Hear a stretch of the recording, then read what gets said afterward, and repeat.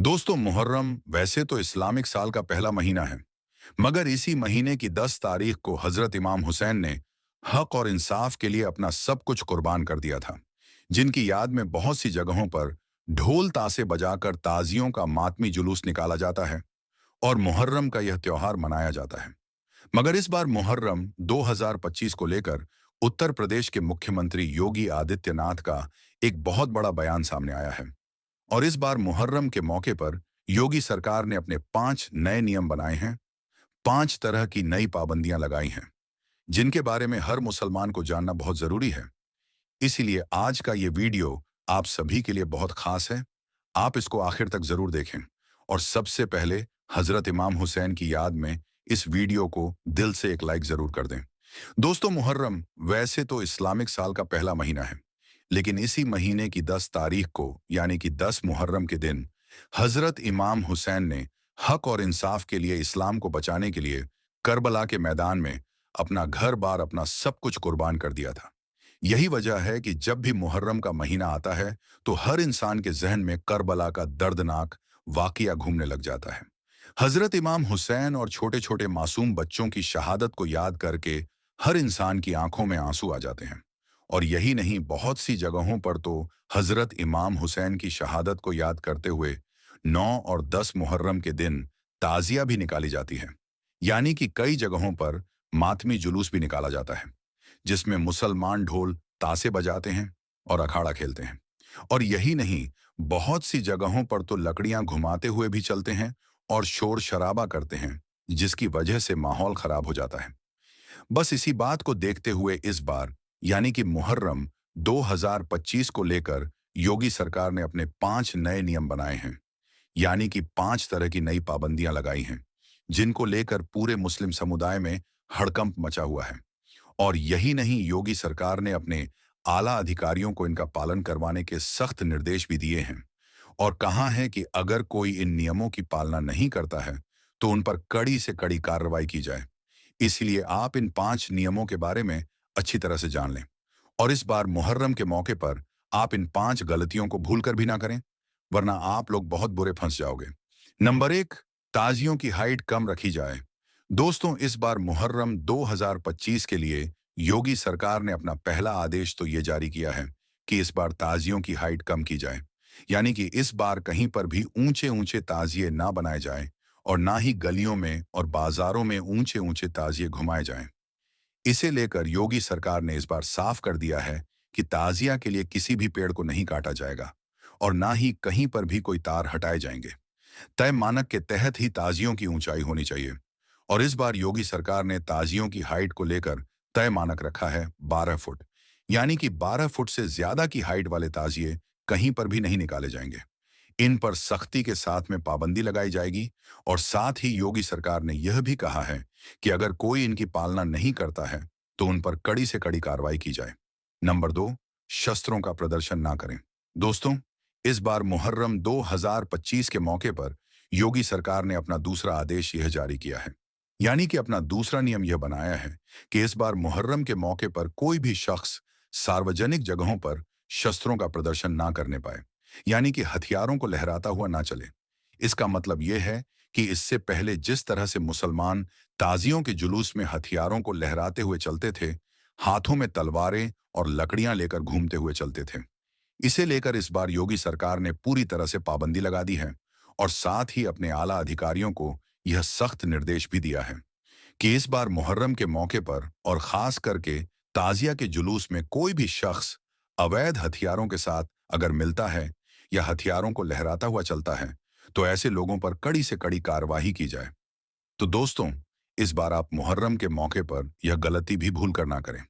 यानी कि ताजिया के जुलूस में किसी भी तरह का कोई अवैध हथियार लेकर ना घूमें और ना ही किसी भी तरह के कोई हथियार को लहराते हुए चलें और ना ही इस बार मुहर्रम के मौके पर आप शस्त्रों का प्रदर्शन करें, वरना आप लोग बहुत बुरे फंस जाओगे।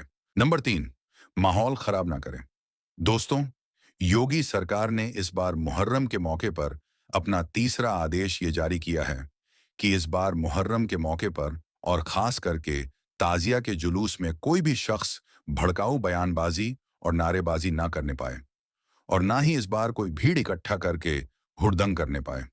इस बार योगी सरकार ने प्रशासन को पूरी तरह से छूट दे दी है कि इस बार ताजिया के जुलूस के दौरान कोई भी शख्स अराजकता फैलाने की कोशिश करता है तो उसको किसी भी हाल में बख्शा ना जाए। ऐसे लोगों पर फौरन ही कड़ी से कड़ी कार्रवाई की जाए। ऐसा इसलिए क्योंकि हाल ही के दिनों में आपने देखा होगा कि हमारे देश भारत में कुछ ऐसे असामाजिक तत्व हो चुके हैं जो इस बात का फायदा उठाकर ऐसी भीड़ भाड़ वाली जगहों में जाकर खड़े हो जाते हैं और फिर सांप्रदायिक माहौल खराब करने की कोशिश करते हैं। बस इसी बात को देखते हुए इस बार योगी सरकार ने मुहर्रम 2025 के मौके पर अपने आला अधिकारियों को यह सख्त निर्देश दिया है कि वो अभी से संवेदनशील इलाकों में मॉनिटरिंग करना शुरू कर दें और इस तरह से माहौल खराब करने वालों पर कड़ी से कड़ी कार्रवाई की जाए। दोस्तों, योगी सरकार के इस आदेश के बाद यूपी पुलिस फौरन ही एक्शन मोड में आ चुकी है।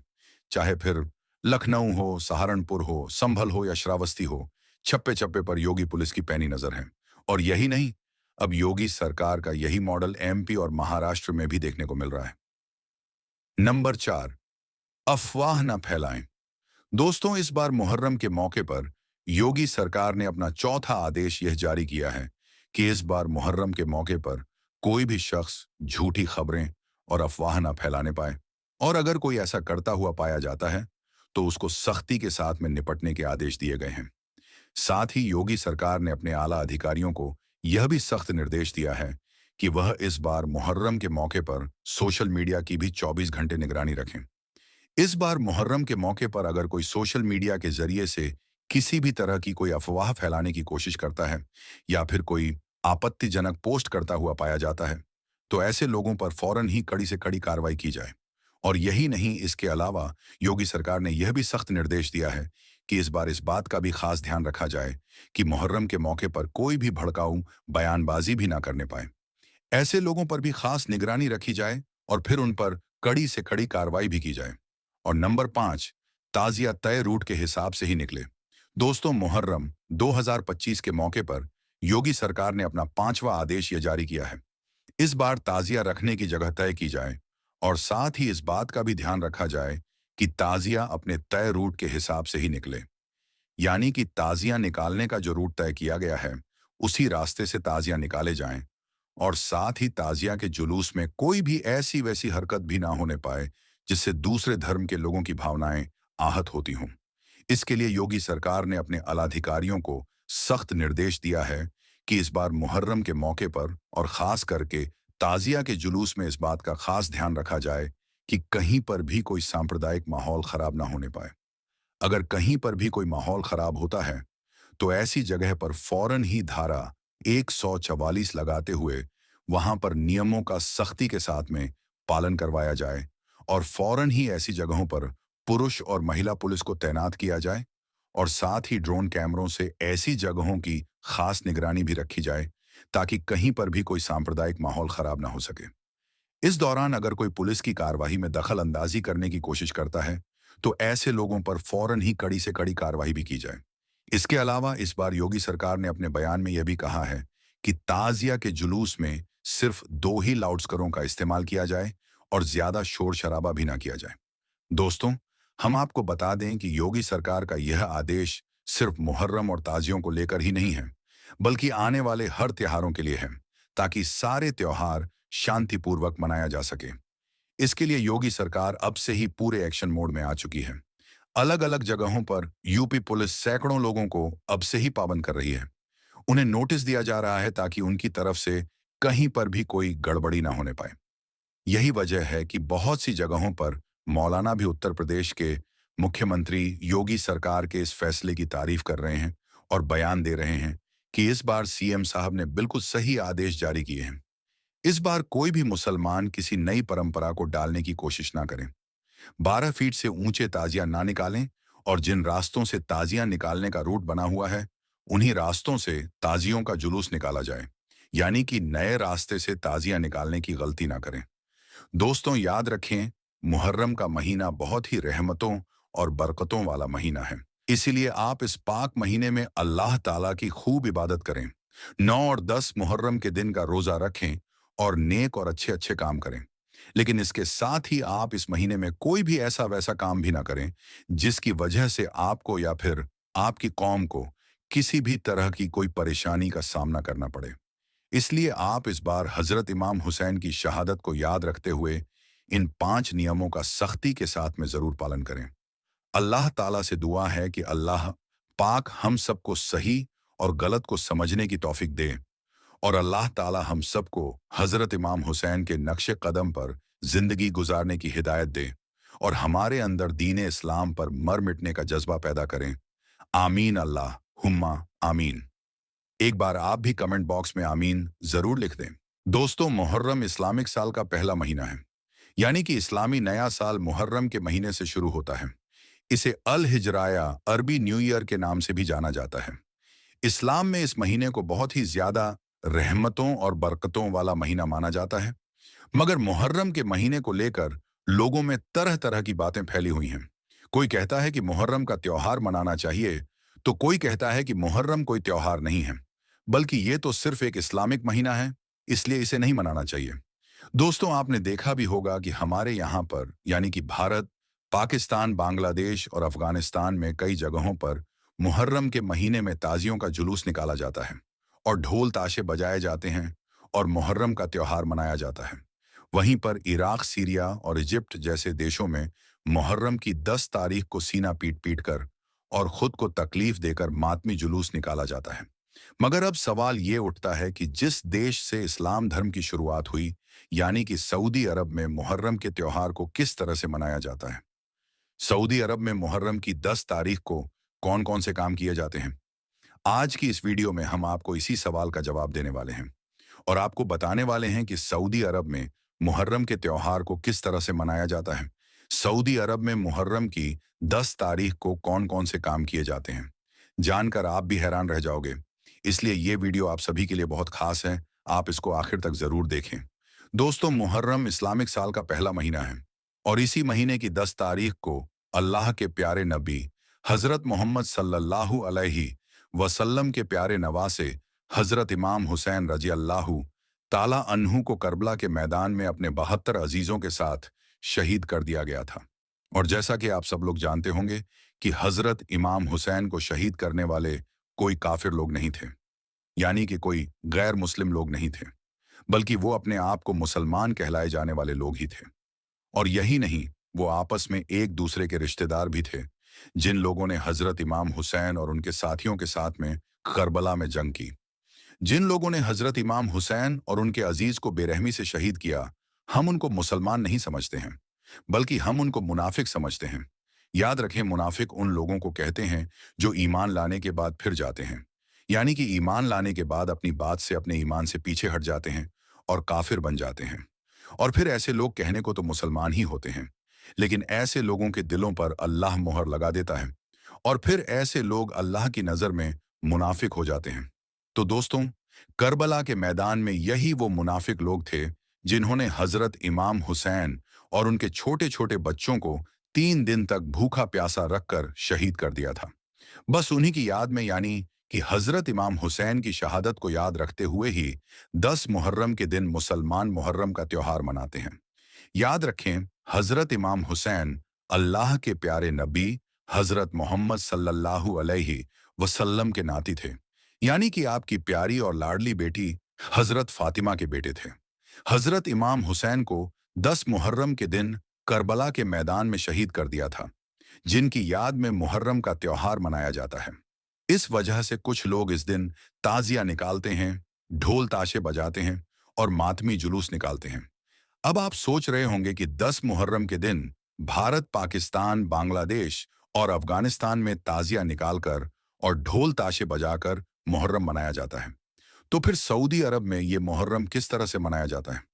तो इस हवाले से हम आपको बता दें कि इस वक्त आप अपने मोबाइल की स्क्रीन पर जो ये वीडियो देख रहे हो, ये वीडियो सऊदी अरब का है। सऊदी अरब में कुछ जगहों पर, खास करके जहां पर शिया लोग ज्यादा रहते हैं, उस जगह पर इस तरह से मातम करके मुहर्रम का त्योहार मनाया जाता है और हजरत इमाम हुसैन की याद को ताज़ा किया जाता है। क्योंकि सऊदी अरब के कानून के मुताबिक आप यहाँ पर किसी भी किस्म का कोई ताजिया नहीं बना सकते हैं और ना ही यहाँ पर ढोल नगाड़ा बजा सकते हैं और ना ही यहाँ पर कोई अलम उठा सकते हैं। यानी कि मुहर्रम के महीने में आप सऊदी अरब में ये ताजियादारी और यहाँ ढोल ताशे नहीं बजा सकते हैं।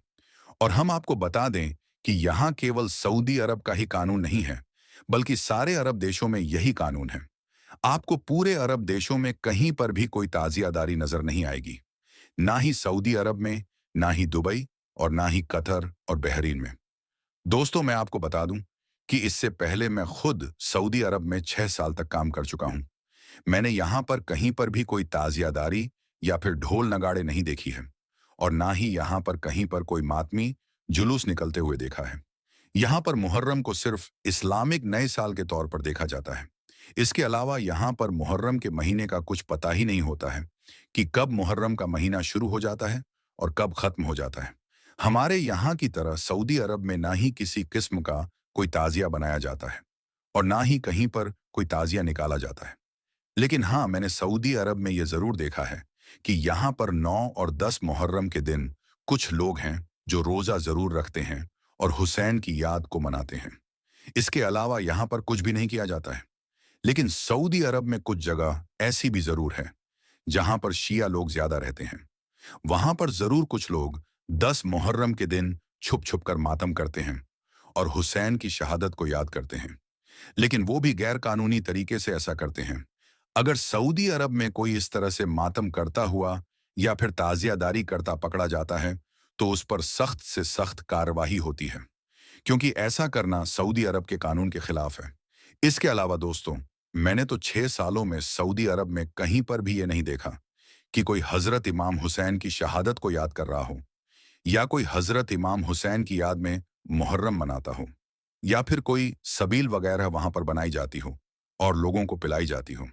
मुहर्रम के महीने में बस कुछ जगह ऐसी जरूर दिख जाती है, यानी कि कुछ जगहों पर यह नज़ारा देखने को जरूर मिल जाता है जहां पर सबील वगैरह दिख जाती है। लेकिन वहां पर भी ऐसा करने वाले हमारे ही लोग होते हैं, यानी कि हमारे भारत और पाकिस्तान की लोग होते हैं जो वहां पर हजरत इमाम हुसैन की याद में सबील वगैरह बनाते हैं और लोगों को पिलाते हैं। मगर हम आपको बता दें कि यहाँ के जो अरबी लोग हैं, वो मुहर्रम के महीने में ऐसा कुछ भी नहीं करते हैं। उन्हें मालूम ही नहीं होता है कि कब मुहर्रम का महीना शुरू हो जाता है और कब खत्म हो जाता है। वो तो सिर्फ ईद और बकरा ईद, दो ही त्योहार को जानते हैं। यानी कि सऊदी अरब में सिर्फ दो ही त्योहार मनाए जाते हैं, पहला ईद उल फित्र और दूसरा ईद उल अजहा। इसके अलावा सऊदी अरब में कोई भी त्योहार नहीं मनाया जाता है, चाहे वो ईद मिलादुन्नबी हो, कोंडे की नियाज हो, या फिर शबे बारात हो। इन दो त्योहारों के अलावा सऊदी अरब में किसी भी त्योहार को नहीं मनाया जाता है। दोस्तों, अब आप बताएं कि इसमें आपकी क्या राय है। इस बात को आप किस तरह से देखते हैं? मुहर्रम के त्योहार को मनाना चाहिए या फिर नहीं मनाना चाहिए? आप इस बारे में अपनी कीमती राय हमें कमेंट बॉक्स में जरूर दें। इस बारे में आपका क्या कहना है? क्योंकि हमारे यहाँ पर यानी कि भारत पाकिस्तान में मुहर्रम के त्योहार को मनाया जाता है, अलम उठाया जाता है, जिससे हजरत इमाम हुसैन की याद ताज़ा हो जाती है। दोस्तों, ऐसा करने से हमारे जो आने वाली नस्लें हैं, हमारे जो बच्चे हैं, वो इस बात को अच्छी तरह से जान जाते हैं कि हजरत इमाम हुसैन कौन थे, उनका मर्तबा क्या था, और उन्होंने करबला के मैदान में अपने पूरे घर बार को क्यों कुर्बान कर दिया था।